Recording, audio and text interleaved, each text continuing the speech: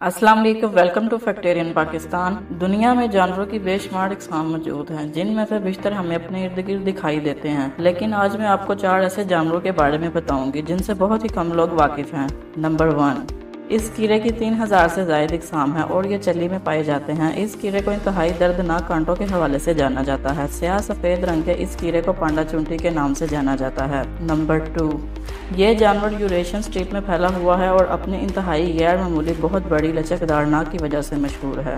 Number 3, ये चमकदार नीले रंग की खूबसूरत मछली बहरा या उकियानोस के पानियों में पाई जाती है और सबसे दिलचस्प बात यह है कि ये अपने वक्त का 80% हिस्सा सिर्फ खुराक की तलाश में सर्व कर देती है।